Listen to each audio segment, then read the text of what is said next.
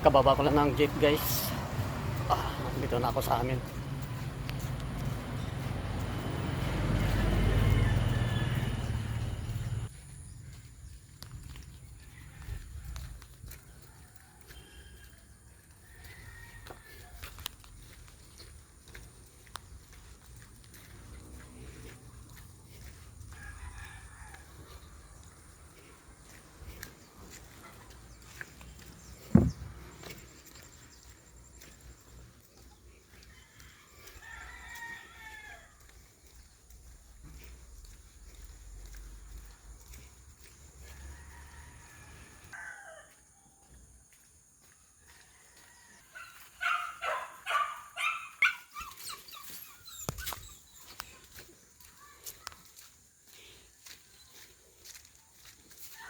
Talaga tong aso ko, ang kulit.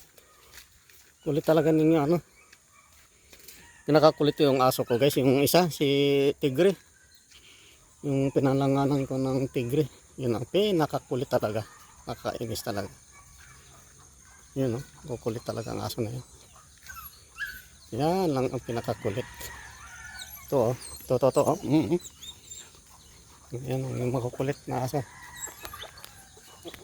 Guys, napungos na yung manok guys. Ang ganda forma ba.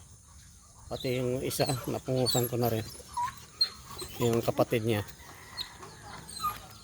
Yan.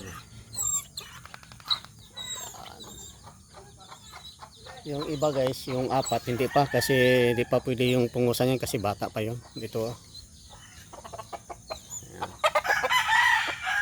ayan sila, apat sila magkapatid, hindi pa pwedeng pungusan yan. Bata pa yan.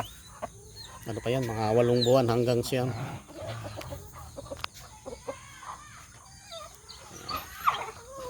Kasi yung tabinging buntot.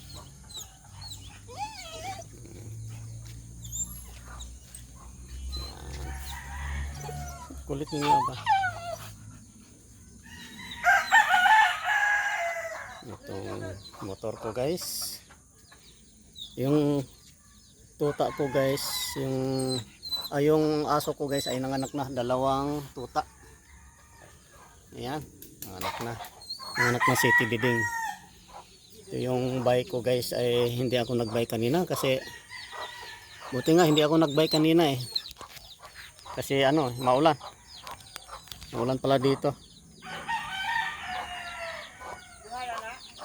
Okay guys, bye bye guys, bye bye, ingat kayo palagi, bye bye.